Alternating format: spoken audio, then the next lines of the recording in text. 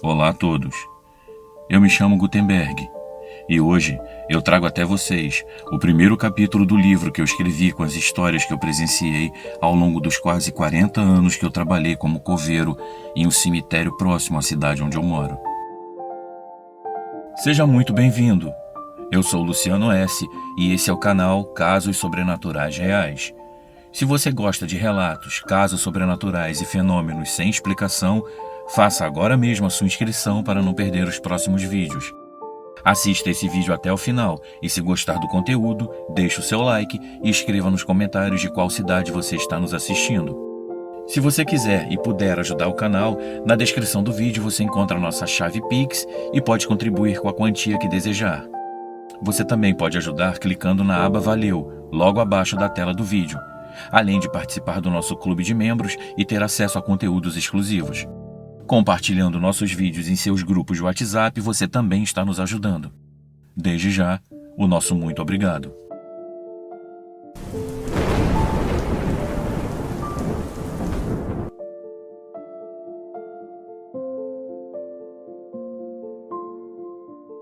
Eu nasci no dia 15 de janeiro de 1950.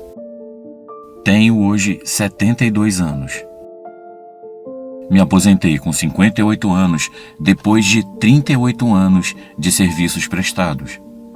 Eu comecei a fazer algumas anotações em um caderno que eu tinha desde os meus 20 anos, e dessas anotações eu fui escrevendo a história da minha vida. Meu livro já está pronto há alguns anos, e dele eu tirei esse primeiro capítulo que agora eu divido com vocês.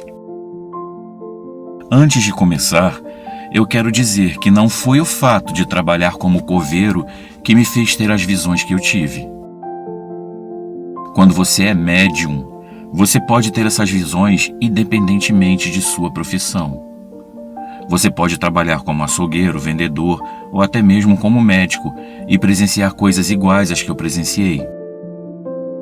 Da mesma forma como você pode trabalhar a vida toda em um cemitério e nunca ver nada de anormal. Tomar o meu relato como verdadeiro ou não vai da crença, vivência ou experiência de cada um.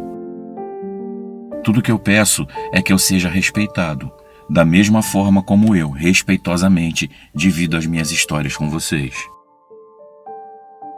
A primeira vez que eu entrei no cemitério foi no dia em que minha avó foi enterrada. Se eu não estou enganado, eu tinha 8 anos. Foi um choque ver todas as pessoas da minha família que eu, dias antes, havia visto festejando, sorrindo e se abraçando quando o Brasil foi campeão pela primeira vez, com aquela expressão de dor, sofrendo ao se despedir da pessoa mais carinhosa que eu já havia conhecido até então, a minha avó. De todo o amor que eu tive nesse mundo, uma grande parte foi ela quem me deu. Eu sentia o amor florescer nos olhos dela quando ela me encontrava. Eu sou o único neto que ela teve. Minha mãe era filha única e depois de sofrer 2 abortos espontâneos, eu nasci e todos me tratavam como se eu fosse um milagre de Deus. Um sobrevivente da vida que havia nascido em um útero quase improdutivo. Acho que foi daí que veio todo esse amor que ela sentia por mim. Eu entendia pouca coisa do mundo naquela época e demorei algum tempo para entender que ela estava presa, trancada dentro daquela caixa de madeira que foi colocada dentro de um buraco no chão e coberta com uma montanha de terra. O que causou tanta confusão em minha mente e me fez ficar tão confuso era que eu estava vendo a minha avó sentada em um pequeno banco próximo a uma amendoeira. Ela estava olhando para mim e sorrindo. Então, quem era que estava sendo enterrada naquele buraco? Enquanto o caixão descia, a minha mãe me deu um abraço tão apertado que por pouco não me tirou todo o ar. Aí ela olhou nos meus olhos e me disse: "Diga adeus para a vovó, meu filho." Eu concordei com os olhos e saí no meio daquelas pessoas, caminhando devagar. Então eu me sentei no banco onde eu a estava vendo e senti como se ela estivesse segurando a minha mão. Eu fiquei ali sentindo aquela presença enquanto a visão dela me parecia estar um pouco embaçada. Na minha cabeça de criança, havia alguma coisa nos meus olhos que não me deixava vê-la com clareza. Quando a visão dela foi ficando bem mais fraca, eu senti que ela finalmente estava indo embora. Aí eu disse: adeus, vovó, e ela se foi de vez. Quando eu voltei novamente ao cemitério, foi para visitar o túmulo dela, algumas semanas depois. Eu perguntei à minha mãe se ali era onde a vovó morava agora, e ela me respondeu que sim. Enquanto ela se sentava próximo ao túmulo para trocar as flores na pequena jarra de porcelana, eu ficava olhando para aquele mesmo banquinho, esperando ela aparecer ali, mas dessa vez ela não apareceu. Eu me afastei um pouco de onde a minha mãe estava e fiquei procurando por ela e nada. Quando eu voltei para perto da minha mãe, eu perguntei: a vovó hoje não vai sair para passear? Minha mãe, ainda com lágrimas nos olhos, me respondeu: não, meu amor, a vovó nunca mais vai sair para passear. E ali eu entendi que eu nunca mais veria minha vozinha novamente. E só então eu consegui chorar a morte dela. Eu era muito criança para entender o que se passava comigo. Quase sempre eu notava que algumas pessoas que ficavam me encarando na rua eram vistas apenas por mim. Eu observava as pessoas passando por dentro delas como nos desenhos. Aí eu entendia que elas não tinham um corpo físico. Ali estava apenas uma imagem, uma espécie de sombra. Eu sabia que elas não podiam me fazer mal, por isso desde cedo eu aprendi que não precisava ter medo. Quando eu contei para minha mãe que eu conseguia ver essas pessoas, ela custou um pouco acreditar e me perguntou se eu estava mesmo dizendo a verdade ou se eu estava inventando. Crianças têm imaginação muito fértil, meu filho. É normal confundir realidade com fantasia. Mas eu sabia bem o que eu estava vendo, e durante muito tempo eu evitei tocar o assunto com ela. Eu já era um rapaz quando pela primeira vez um espírito falou comigo. Eu estava no meu quarto lendo uma revista em quadrinhos, sentado em uma pequena poltrona, quando, ao olhar para a cama, eu vi uma moça sentada. Eu não a conhecia. Essa foi uma das visões mais nítidas que eu já tive. O vestido dela era de um cinza bem profundo, lembrava a cor das lápides do cemitério aqui de Andradina, cidade onde eu moro. O rosto dela era bem pálido e os olhos bem escuros. Se alguém me dissesse nessa época que os olhos negros não existem, eu não acreditaria mesmo. A visão era tão clara e nítida que eu achei que aquela moça fosse de verdade. Ela então me disse: Rua Nossa Senhora da Glória, número 33. E algo que pela primeira vez me deixou paralisado de medo, a imagem dela começou a escurecer bem diante dos meus olhos. E os olhos dela, que eram negros, ficaram vermelhos, e do seu rosto parecia exalar uma grande labareda de fogo. Antes de virar uma fumaça preta e subir pelo teto, ela me disse mais uma vez: Rua Nossa Senhora da Glória, número 33. Eu fugi para a sala e corri para abraçar o meu pai, que estava perto da janela fumando um cigarro. O meu coração batia tanto que parecia que ia sair pela minha garganta. O que foi, meu filho? Ele me perguntou. Rua Nossa Senhora da Glória, número 33. O senhor sabe onde fica? Ele ficou tentando puxar pela memória, até que lembrou que talvez essa fosse a rua do antigo aviário do seu Walter. Eu contei a ele tudo o que eu havia acabado de ver no meu quarto e como eu estava aterrorizado. Essa havia sido a primeira vez que um espírito havia se comunicado comigo. Eu já estava acostumado com as visões que estavam se tornando cada vez mais frequentes. Agora, ouvir a voz de uma aparição, isso era algo totalmente novo. Ele, graças a Deus, acreditou em mim e me confessou que quando era mais jovem também tinha algumas visões e que elas naturalmente foram desaparecendo. Ele disse que talvez isso acontecesse comigo também. Quando a minha mãe entrou na sala, me viu branco como cera. Parecia que eu não tinha uma gota de sangue no rosto. Nós então começamos a tentar entender o que poderia significar aquela mensagem dita por aquele espírito. Era claramente um endereço, mas poderia significar inúmeras possibilidades. Em quantas cidades do Brasil não teria uma Rua Nossa Senhora da Glória? A rua do antigo aviário, a qual meu pai se referiu, talvez fosse uma. Ele não tinha certeza se o nome era esse mesmo. A solução foi irmos todos até lá. Eu estava muito feliz porque, além de acreditar que eu realmente havia visto o que eu afirmava ter visto, eles ainda me apoiaram, indo até lá para verificar o que eu disse. Chegando em frente à casa de número 33, nós não vimos nada de estranho. A casa estava com a janela aberta e na varanda tinham 2 meninos sentados brincando. Fomos então embora sem conseguir desvendar ou entender o mistério. Depois de algum tempo, surgiu uma história de que uma mulher com a descrição parecida com o espírito que eu tinha visto foi encontrada morta dentro de casa, com a cabeça dentro do forno e o gás ligado. Eu acredito que, um pouco antes dela tirar a própria vida, ela se arrependeu e veio até mim para me pedir ajuda. Eu me senti triste por não ter podido ajudá-la, e mais triste ainda quando lembrei da forma como o espírito dela se dissolveu na minha frente, em meio a uma fumaça preta e labaredas de fogo intensas. O destino de quem tira a própria vida pode ser bem mais cruel que viver uma vida de tristeza. Meus pais, então, depois de alguns dias, me levaram a uma pessoa que me explicou com detalhes o que era ser um médium. Eu passei a entender e aceitar que eu tinha uma missão nesse mundo, que era tentar ajudar os espíritos que precisavam de ajuda.